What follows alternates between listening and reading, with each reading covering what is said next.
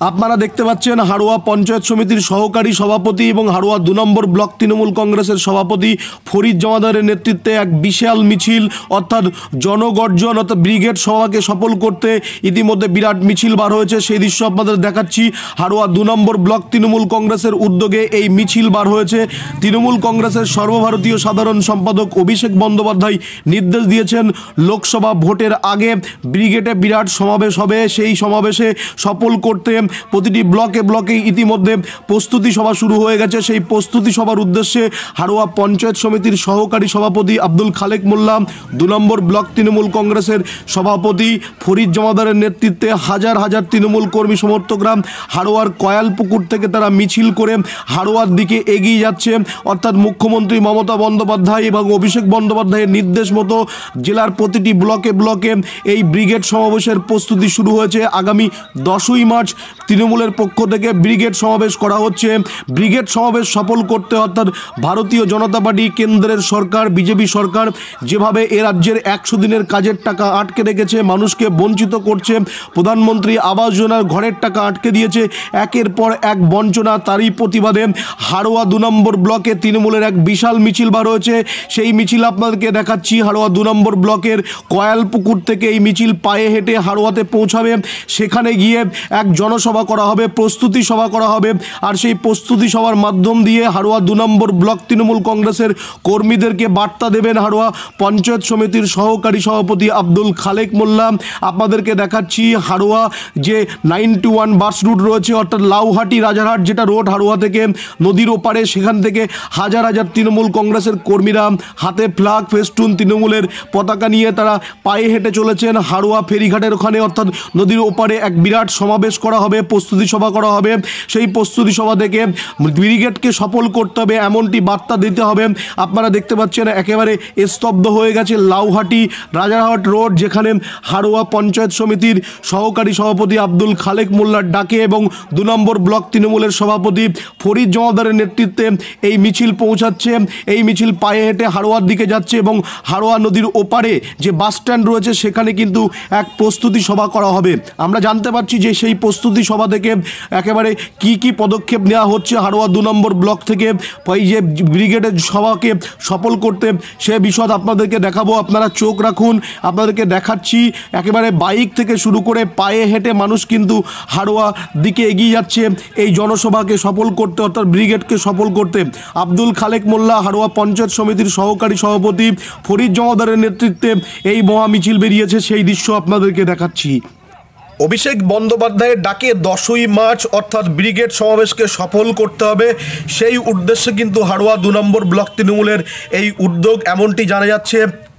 আর কিছুক্ষণের মধ্যে এই মিছিল হাড়োয়া যে বাস স্ট্যান্ড রয়েছে 91 বাস রুটের সেই ওপারে নদীর ওপারে, সেখানে কিন্তু জনসভা ইতিমধ্যে মিছিল পৌঁছে গেছে।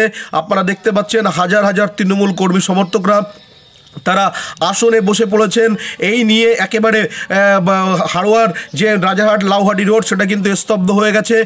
তৃণমূল কর্মীরা যে কি বার্তা দেবেন হাড়োয়া পঞ্চায়েত সমিতির সহকারী সভাপতি আব্দুল খালেক মোল্লা সেই শোনার জন্য অপেক্ষায় রয়েছেন এবং কি পদক্ষেপ হতে পারে ব্রিগেড সমাবেশকে নিয়ে সেগুলো কিন্তু আপনাদেরকে একেবারে পাটে পাটে দেখাবো। আপনারা দেখতে থাকুন। হাড়োয়া 2 নম্বর ব্লক তৃণমূলের পক্ষ থেকে বিরাট প্রস্তুতি সভা, ব্রিগেডের প্রস্তুতি সভা, আর সেই দৃশ্য তুলে ধরেছি আপনাদের সামনে।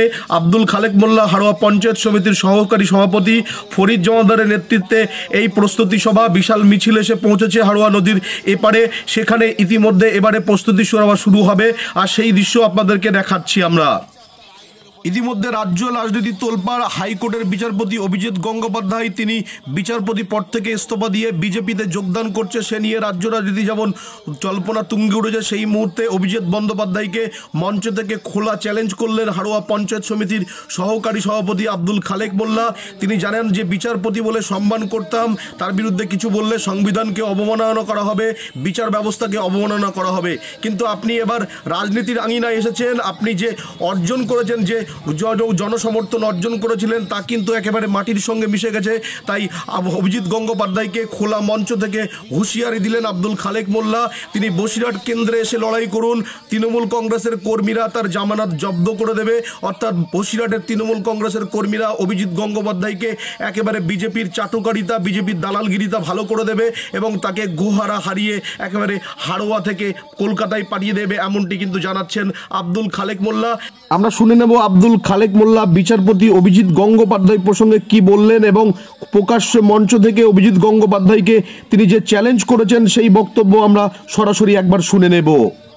আপনার বিরুদ্ধে কিছু বলতে গেলে কেস হবে, সংবিধানের বিরুদ্ধে বলা হবে, হাইকোর্টকে অবমাননা করা হবে, বিচারপতিকে অবমাননা করা হবে।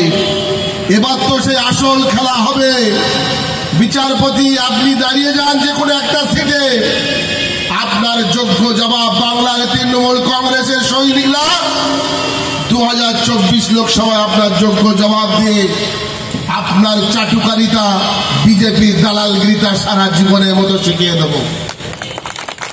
বিচার ব্যবস্থার মধ্যে আমাদের আস্থা চলে গেছে। কোন রাজ্যে, কোন ভারতবর্ষে আমরা বাস করছি? এই ভারতবর্ষের একটা নূতন নাম মোদির ভারতবর্ষ। এই ভারতবর্ষের নূতন নাম মোদির ভারতবর্ষ। যতদিন থাকবে গদি ততদিন মোদি এই ভারতবর্ষে।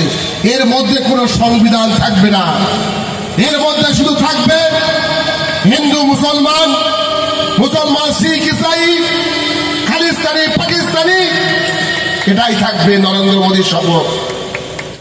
বিচারপতি অভিজিৎ গঙ্গোপাধ্যায় প্রসঙ্গে আব্দুল খালেক মোল্লা কেন বললেন, এরকম খোলা মঞ্চ থেকে প্রকাশ্যে চ্যালেঞ্জ ছুড়লেন, তা বিস্তারিত তার মুখ থেকে শুনে নেব। তিনি দাবি করেন অভিজিৎ গঙ্গোপাধ্যায়কে আমরা সম্মান করতাম, তিনি অত্যন্ত জনপ্রিয়তা অর্জন করেছিলেন, কিন্তু তিনি ভুল পথ বেছে নিয়েছেন। সেই উদ্দেশ্যে আমি এই কথা বলেছি এবং সেটা বেশ করেছি। দেখুন, আপনারা সকলে পরিষ্কার, মানুষ একটা বিচার বিভাগীয় ব্যবস্থার উপর একটা আস্থা রেখেছিল, কিন্তু আজকে আমরা পরিষ্কার হয়ে গেছি যে অভিজিৎ গঙ্গোপাধ্যায় তিনি বিজেপি চাটুকারিতা করার জন্য তার পদকে অপসারণ করে নিজে প্রার্থী হওয়ার জন্য তিনি প্রস্তাব রেখেছেন। আজকে সংবিধান কোথায় লুণ্ঠিত, অপমানিত, বঞ্চিত, তা আমরা ওয়েলকাম জানাই।